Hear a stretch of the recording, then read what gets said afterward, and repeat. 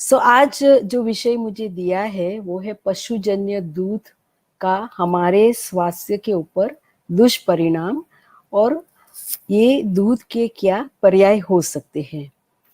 मैं एक allopathic doctor हूँ और पिछले 35 सालों से प्रैक्टिस कर रही हूँ, लेकिन पिछले 13 सालों से मैं ज़्यादा ध्यान वनस्पति जन्य आहार वाली जीवन शैली पर दे रही हूँ। वनस्पति जन्य आहार यानी कि whole food plant based diet वाली जीवन शैली, तो ये इसमें दूध पशुजन्य दूध का समावेश नहीं है। यानी कि सभी लोग आज जो शब्द यूज कर रहे थे वो है शुद्ध शाकाहारी, तो इसी को मैं वनस्पति जन्य आहार वाली जीवन शैली बोलती हूँ। सबसे पहले मैं बताना चाहूंगी कि मैं इस विषय पर कैसे आई। 13 साल पहले मैंने एक वर्कशॉप अटेंड की थी। ये डॉक्टर नंदिता शाह ने कंडक्ट की थी शरण में से, मुंबई में पहली वर्कशॉप थी। मैं जब गई तो वहाँ मैंने सुना कि दूध और दूध के पदार्थ नहीं लेने चाहिए। मैंने सोचा ये तो बहुत ही एक्सट्रीम बात है, हम लोग सब ऑर्गेनिक खाते हैं, एंटीबायोटिक्स वगैरह लेते नहीं है, काफ़ी अच्छी लाइफस्टाइल है हमारी, दूध भी छोड़ देना ये तो बहुत ही बड़ी बात है। फिर भी इन्होंने बताया था, वैसे मैंने 30 दिन के लिए एक एक्सपेरिमेंट किया, दूध और दूध के सारे पदार्थ छोड़ दिए। लेकिन एक चमत्कार हो गया पहले 7 दिन में ही। मेरे मुझे सर दर्द होता था, यानी कि उसे माइग्रेन कहते हैं।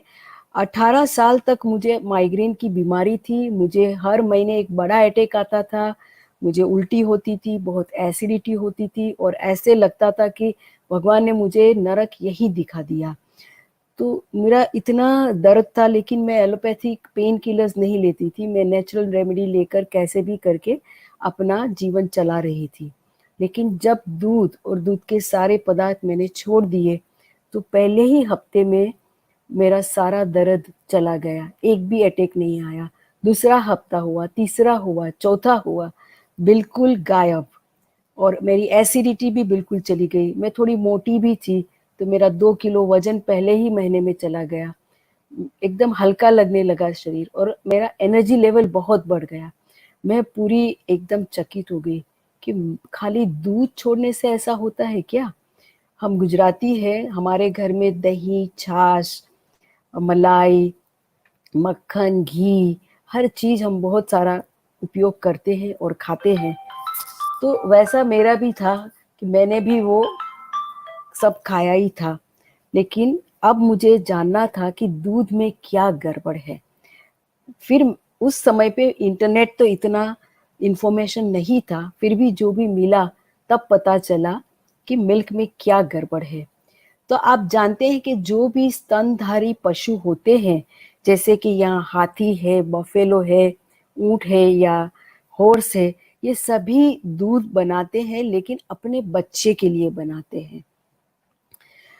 जो स्तनपान करने की एक जो प्रक्रिया है, जो माँ और बच्चे के बीच की एक प्राइवेट बहुत ही संवेदनशील प्रक्रिया है। जब माँ के मन में अपने बच्चे के लिए विचार आता है और सोचती है कि अब उसे भूख लगी होगी, और अगर उसका बच्चा रोता है क्योंकि उसे भूख लगी है, तब ऑटोमेटिकली माँ को दूध आता है। और जब उसका बच्चा दूध पीने की कोशिश करता है और स्पर्श करता है, तब थोड़ी देर के बाद दूध आने लगता है। तो ये जो प्रक्रिया है ये बहुत ही संवेदनशील है, यहाँ प्रेम का बॉन्डिंग है और इसी से नर्चरिंग होता है।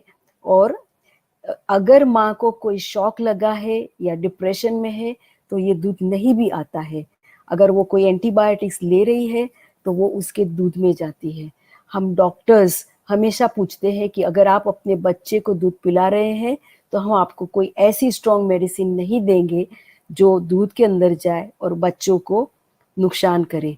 तो इतनी हम बहुत सारी केयरफुलनेस रखते हैं जब ब्रेस्ट फीडिंग चलता है। लेकिन जब एक गाय और अपने बच्चे के लिए दूध बनाती है और वो ही दूध जब हम ले लेते हैं तो हम ये प्रश्न पूछना भूल जाते हैं कि भाई गाय माता ने कौन सी एंटीबायोटिक ली। भारत में दूध उत्पादन का इतिहास ऐसा है कि पहले तो सब घर में 1 या 2 गाय रखते थे, लेकिन सभी नहीं। जो पैसे वाले होते थे उनके घर में गाय रहती थी और गाय अपने आप प्रेग्नेंट होती थी, दूध देती थी और वही दूध घर में यूज होता था। सभी को नहीं मिलता था, जो बीमार थे या छोटे बच्चे थे उनको मिलता था। रेफ्रिजरेटर का जमाना नहीं था, तो दूध का फिर मक्खन और घी बन जाता था। और गाय को पहले उसको बच्चे को देते थे और बाकी का अगर कुछ मिला तो उसको उपयोग में लाते थे। अब कृष्ण भगवान आप जानते हैं कि वो भी मक्खन चुराते थे, खाते थे कि नहीं वो मुझे पता नहीं, लेकिन हमारी संस्कृति में भगवान कृष्ण और दूध का संबंध गहरा है, क्योंकि वो एक गोपालक थे और वो गाय चराने जाते थे और इनकी बहुत सारी स्टोरीज हमारे संस्कृति के साथ जुड़ी हुई है। हमारे घरों में जब भी पूजा होती है तो पंचामृत या शीरा वगैरह हम यूज करते हैं। कोई भी आप देखेंगे प्रसाद की आइटम में कुछ ना कुछ दूध या दूध की आइटम रहती ही है। और सुबह जब होती है तो सबसे पहली बेल किसकी बजती है, तो हम कहते हैं दूध वाले की। दूध वाला आता है और फिर हमें दूध देके जाता है, क्योंकि हमें सबसे पहले चाहिए उठने के लिए चाय या कॉफी। चाय के बिना हमारी बहुत सारे लोगों की सुबह नहीं होती है और चाय के साथ हमारा दूध का कंजम्पशन चालू हो जाता है। हमारे देश में हर जगह, भारत देश में दूध का उपयोग बहुत ज्यादा है। बंगाल में रसगुल्ला खाते हैं, पंजाब में पनीर और लस्सी खाते हैं, कच्छ या गुजरात साइड जाएंगे तो छाछ पीते हैं, और आप अगर मद्रास जाते हैं, चेन्नई, तो वहाँ कर्ड राइस का उपयोग होता है और सभी को ये सब बहुत ही पसंदीदा आइटम है। आयुर्वेद में घी का बहुत ज्यादा प्रचार है और बहुत सारी मेडिसिन जिसे ध्रुत बोलते हैं वहाँ घी का प्रयोग किया गया है और ज्यादातर ये देशी गाय के घी का प्रयोग सुझाते हैं। हमारे देश में 1970 में व्हाइट रिवॉल्यूशन यानी कि सफेद क्रांति की शुरुआत हुई डॉक्टर कुरियन से, और डॉक्टर कुरियन ने पूरी डेयरी इंडस्ट्री को ऑर्गेनाइज कर दिया। छोटे छोटे जो गोपालक थे उनके पास 1 या 2 गाय रहेंगी, उनका दूध कलेक्ट करके एक बहुत बड़ी डेयरी इंडस्ट्री की स्थापना की। और आज ये इंडस्ट्री इस तरह से दिख रही है कि बॉटल में प्रॉपरली दूध आता है या पाउचेस में आता है, मशीन होता है, एक्स्ट्रा रहेगा तो उसका पाउडर बन जाता है, उसकी चीज बन जाती है, बटर बन जाता है और आइसक्रीम भी बन जाता है। हमारा देश दुनिया का अब नंबर 1 हो गया है सबसे ज्यादा दूध प्रोडक्शन में। दूध उत्पादन में 22% इसका पोर्शन है। और आप देख सकते हैं कि ये सारी चीजें अभी अलग अलग पाउचेस में, पैकेजिंग में, दूध, दही, छाछ, बटर मिल्क, मिल्क शेक्स, हर चीज मिलने लगी है और हम लोग ये सब खा रहे हैं। हमारे इंडिया का average milk consumption 355 grams per day है। इसमें दूध के सभी पदार्थ आ जाते हैं। लेकिन सच्ची बताऊं तो एक ग्लास दूध में रियली क्या क्या है, तो देख लीजिए, ये लिस्ट बहुत ही इंपॉर्टेंट है। इसमें है 135 मिलियन पस सेल्स है। ये वाइट ब्लड सेल्स होते हैं, ये नॉर्मली इन्फेक्शन के साथ आते ही है और ये इसका कुछ प्रमाण नक्की किया है कि कितना नॉर्मल होना चाहिए। खून आता है, उसमें फीसिस यानी कि स्टूल्स आते हैं एनिमल के, 20 प्रकार के पेन किलर्स आते हैं, दवाइयाँ आती हैं जो एनिमल को, मतलब डेयरी काउ को या बफेलो को दी जाती है। एंटीबायोटिक्स और ग्रोथ हार्मोन्स भी दिए जाते हैं। ग्रोथ हार्मोन से उसका मिल्क प्रोडक्शन बढ़ता है, इसलिए दिया जाता है। और हार्मफुल बैक्टीरिया भी उसमें पाए जाते हैं। और एक insulin like growth factor 1 bovine है, वो भी पाया जाता है, जो हमारे स्वास्थ्य के लिए बहुत ही नुकसानकारक है। साथ में एसिडिक प्रोटीन है जो हमारे बोन में से कैल्शियम को ले लेता है। और इसके साथ है टॉक्सिक मिल्क प्रोटीन जिसे केसिन बताया जाता है, जिसका ब्रेस्ट कैंसर और kidney disease, arthritis, multiple sclerosis इसके साथ लिंक पाया गया है। ये एक जनरल चार्ट है जिसमें मैंने गाय का दूध, भैंस का दूध और ह्यूमन मिल्क, ये तीनों में प्रोटीन, फैट और कैल्शियम की मात्रा कितनी है उसका एक चार्ट दिया है। इसमें देखिए आप कि गाय में है 3 ग्राम प्रोटीन और भैंस में ज्यादा रहता है, 6 ग्राम से ज्यादा, और हमारे मनुष्य के दूध में सिर्फ 1.1 रहता है। जीवन के पहले वर्ष में जब बच्चा 3 किलो का होता है, जो 9 किलो का हो जाता है, इसका सबसे ज्यादा ग्रोथ रहता है और तभी उसे प्रोटीन की जरूरत पड़ती है। और ये जो प्रोटीन है 1.1 ग्राम, वो इसे एकदम 100% सूटेबल है। लेकिन बफेलो और काऊ में ज्यादा है क्योंकि उनका बच्चा जो है वो 200 किलो का हो जाता है। वहाँ ग्रोथ बहुत ही फास्ट होता है, 1.5 या 2 साल में ग्रोथ कंप्लीट हो जाता है। और हमारे ह्यूमन में 1 साल के बाद ये जो विकास की प्रक्रिया है वो धीमी हो जाती है और वो 18 साल तक चलती रहती है। तो कहने का मतलब ये है कि ये गाय या भैंस का जो दूध है वो उसने अपने बच्चे के लिए, उसके विकास के लिए जितना जरूरी है उतना ही बनाया है। और हमारे मनुष्य का दूध भी हमारे बच्चे के लिए 100% मोस्ट सूटेबल परफेक्ट आहार के जैसे है। अब मैं आपको बता दूं कि सबसे पहले क्या जानना जरूरी है कि दूध और दूध के पदार्थ क्यों नहीं खाने चाहिए हमें। तो दूध में एक है केसिन, ये कैंसर के साथ लिंक किया गया है। दूसरा है ग्रोथ हार्मोन्स, जिससे सोरियासिस, एक्जिमा और पिंपल्स जैसी बीमारी होती है स्किन की। तीसरा है कि यह इससे हमारी हड्डियां बहुत वीक हो जाती है, हृदय रोग भी होता है और टाइप 2 डायबिटीज के साथ भी इसका लिंक पाया गया है। दूध में जो कैल्शियम है वो हमारे शरीर में एब्जॉर्ब भी नहीं होता है और वनस्पति जन्य आहार के कैल्शियम जल्दी एब्जॉर्ब होता है। दूध में जो लैक्टोज है वो कई सारे लोग डाइजेस्ट नहीं कर पाते हैं। और अगर हम हमारे सृष्टि में कोई ऐसा जानवर नहीं है जो दूसरे जानवर का दूध पीता है, खाली हम ही ऐसे हैं जो दूसरे जानवर के दूध पीते हैं। और अगर हम वजन कम करना चाहते हैं तो उसके दूध के अंदर जो सैचुरेटेड फैट है और जो सूजन करने का फैक्टर है, उसके कारण ये वजन कम नहीं हो सकता है, इसमें बाधा आती है। और दूध में जो सैचुरेटेड फैट है इसके कारण कोलेस्ट्रॉल भी बढ़ता है और हृदय रोग की बीमारी आ सकती है। दूध के बहुत सारे ऑल्टरनेटिव्स हैं जिसके बारे में मैं आपको बाद में बताऊंगी। दूध से जो चीज बनता है वो हमें एडिक्टिंग इफेक्ट देता है और इसके कारण भी बहुत सारे डिजीज होते हैं। ये सारे दूधालू जो जानवर है उनको एंटीबायोटिक रूटीनली दिया जाता है क्योंकि कभी कभी मशीन से इनका दूध निकाला जाता है। उनके जो अडर्स रहते हैं वो हमेशा इन्फ्लेम रहते हैं और उनको बार बार एंटीबायोटिक्स दी जाती है। और वहाँ स्टेफोलोकोकस या स्ट्रेप्टोकोकस जैसे बैक्टीरिया पाए जाते हैं और ये सारी एंटीबायोटिक्स दूध के अंदर जाती है और इसके साथ हमारे शरीर में आती है। और ये एंटीबायोटिक का डेंजर ये है कि ये हमारे शरीर के जो बैक्टीरिया है उनको एंटीबायोटिक रेजिस्टेंट बना देता है और फिर उसके बाद हम जिसे बोलते हैं सुपर बग्स, जो एंटीबायोटिक रेजिस्टेंस बैक्टीरिया है, वो हमें इन्फेक्ट करना चालू कर देते हैं। तो इसके कारण कोई भी दूसरी नई एंटीबायोटिक काम नहीं कर पाती।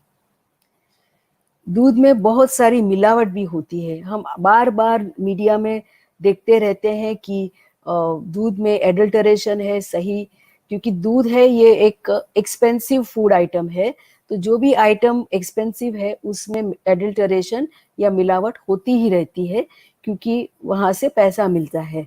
और कई जगह ऐसी है जहाँ खाली कोई गाय या भैंस है ही नहीं, वहाँ एक फैक्ट्री जैसा माहौल है और वहाँ आर्टिफिशियल मिल्क भी बनाया जाता है और ये हमारे स्वास्थ्य के लिए और भी घातक है। चीज़ है जिसमें केसोमोर्फिन मिलता है, ये हमें एडिक्शन करता है। मैंने ऐसे बहुत पेशेंट देखे हैं, वो पूरे दिन में 1 या 2 बड़े-बड़े क्यूब्स खा लेते हैं, और ख़ास करके लड़कियाँ जिसमें पीसीओडी या पीसीओएस की बीमारी है, उनको तो चीज़ बंद कर देना चाहिए। कभी-कभी गाय के दूध के बारे में लोग मुझे पूछते हैं कि अगर भैंस का नहीं पीना है, लेकिन गाय का तो अच्छा होना चाहिए। लेकिन गाय का दूध भी अच्छा नहीं है, क्योंकि अभी हमारे देश में पहले देशी काव थी, लेकिन अब वो उनकी संख्या बहुत ही कम हो गई है। ज़्यादातर जर्सी काव है, और ये यूरोप से लाई गई हुई है, क्योंकि ये बहुत ज़्यादा दूध देती है, तो ये डेयरी इंडस्ट्री के लिए बहुत फ़ायदेमंद है। लेकिन इसका संबंध बहुत सारे डिजीज़ेस के साथ है, इसलिए गाय का दूध भी अब लेना नहीं है। ये एक वेबसाइट है जिसका नाम है notmilk.com। आप यहाँ जाके बहुत सारे डिजीज़ेस के बारे में देख सकते हैं। इसका संबंध दूध के साथ है, और आप अगर कोई डिजीज़ आपको है तो आप जाके देखिए, इसका कोई संबंध है इसके साथ, तो आप दूध और दूध की सारी चीज़ें 30 दिन तक छोड़कर एक प्रयोग करके देखिए। अगर आपको इम्प्रूवमेंट है तो आपको पता चल जाएगा कि दूध और उसके पदार्थ आपको सूट नहीं करते हैं। अभी मैं आपको वनस्पति जन्य दूध के बारे में बताने वाली हूँ। ये है बादाम का दूध, फिर नारियल का दूध, ओट्स का भी दूध यानी कि जौ का दूध बनता है, और पीनट्स का मतलब मूंगफली का दूध बनता है, सोयाबीन का भी बनता है। ये सब अलग-अलग दूध आप ले सकते हैं। इसमें से दही भी बहुत अच्छा बनता है। मैं सब लोगों को सिखाती हूँ कि कच्ची मूंगफली से कैसे दही बनाया जाए, और उसके साथ में कॉम्बिनेशन में चावल का दूध यूज़ करती हूँ, तो इससे बहुत अच्छा गाढ़ा दही बनता है। नट बटर्स यानी कि पीनट बटर, मूंगफली का बटर बनता है, वैसे काजू का, बादाम का, इसका भी बटर बनता है, और ये स्वास्थ्य के लिए बहुत अच्छा है, क्योंकि इसमें कोई फाइबर निकाला नहीं है। बिना दूध आप चीज़ भी बना सकते हैं, बहुत अच्छी चीज़ बनती है, अलग-अलग नट से भी बनती है, नट फ्री भी बनती है, सोया से भी चीज़ बनती है, और ये काफ़ी स्वादिष्ट होती है। अभी धीरे-धीरे वीगन घी भी मार्केट में आ गया है, ये नारियल से बनाते हैं, और कभी-कभी कैश्यू या ऐसे मिल्क से कॉम्बिनेशन करके भी बनाते हैं, और अगर आप घी से कोई मिठाई वगैरह बनाना चाहते हैं, तो आप इससे ज़रूर बना सकते हैं। और आजकल सबका फेवरेट आइसक्रीम भी मिल रहा है, और वो है डेयरी फ्री आइसक्रीम, और बहुत ही टेस्टी रहता है, स्वादिष्ट रहता है। सब मुझे पूछते हैं अगर आप दूध नहीं पिएंगे तो कैल्शियम का क्या करें, कैल्शियम कहाँ से मिलेगा? तो ये एक मिथ है कि कैल्शियम हमें खाली दूध से मिलता है। ऐसे बहुत सारे चीज़ें हैं वहाँ से हमें कैल्शियम मिलता है। ये मैंने एक सिंपल सा चार्ट यहाँ लगाया है। सबसे पहले है दूध, जो जानवर से पशुजन्य दूध है, और बाकी सब है वो वनस्पति जन्य दूध है। और आप एंड में देख सकते हैं कि कैल्शियम सभी में लगभग सरीखा ही है, और यहाँ से हमें आराम से कैल्शियम मिल ही जाएगा, और वो शरीर में एब्जॉर्ब भी हो जाता है। ये कुछ आइटम है जिसमें कैल्शियम 1 कप दूध से भी ज़्यादा है। तो ये है हाफ कप आलमंड बटर यानी कि बादाम का बटर, या आप हाफ कप टोफू ले लेंगे जो सोया से बनाया है, या 1 कप सोयाबीन से बनाया हुआ दही, और 1 कप अगर ओट्स खा रहे हैं, या 2 चम्मच बड़े चम्मच तिल ले रहे हैं, तो इसमें 1 कप दूध से भी ज़्यादा कैल्शियम मिल सकता है। ये कुछ आइटम है, उदाहरण है, जिसमें आपको रोज़-बरोज़ के जीवन में आप ऐड कर सकते हैं, और आपको कैल्शियम इससे ज़रूर मिल जाएगा। टोफू है, या ग्रीन स्मूदी है, या बादाम का दूध है, या यहाँ नाचनी का ब्रेकफ़ास्ट आइटम बताया है, तो ये सभी आप खा सकते हैं। अगर दही क्यों नहीं खाना चाहिए? दही तो हमारे पेट के लिए बहुत अच्छा है, लेकिन दही भी उसी दूध से बनता है जिसके अंदर एंटीबायोटिक्स, हॉर्मोन्स, पेस्टिसाइड्स, ये सारी चीज़ें रहती है। तो अब उससे बनाया हुआ दही भी हमें लेना ज़रूरी नहीं है, और अगर वनस्पति जन्य आहार से बनाया हुआ दही आप लेते हैं, तो वो सारे हेल्दी बैक्टीरिया आपको चाहिए वो मिल जाएँगे। घी भी क्यों नहीं खाना है? तो घी में प्रॉब्लम क्या है कि ये 50% सैचुरेटेड फैट है, और ये हमारे शरीर के अंदर जो बैड कोलेस्ट्रॉल है उसको बढ़ाता है, और इसके कारण हमारे हृदय रोग की शक्यता बहुत बढ़ जाती है। तो इसके लिए घी भी हमें नहीं खाना है। दूध के ऊपर बहुत अच्छी 2 किताबें हैं। ये है डॉक्टर एन.के. शर्मा जो दिल्ली से है। इन्होंने 30 साल पहले ये किताब लिखी थी, मिल्क अ साइलेंट किलर। ये अमेज़न में मिलती है, आप ज़रूर ऑर्डर कीजिए। और इनकी और भी किताबें हैं जो आपको इसके बारे में पूरी जानकारी देगी। और दूसरी किताब है don't drink your milk by doctor Oski. इसमें भी बहुत अच्छे फैक्ट्स दिए हुए हैं। मैंने खुद ने ये किताब लिखी है जिसका नाम है डेयरी ऑल्टरनेटिव्स। इस हिंदी में भी मिलती है जिसका नाम है वनस्पति जन्य दूध, और गुजराती में है वनस्पति जन्य दूध।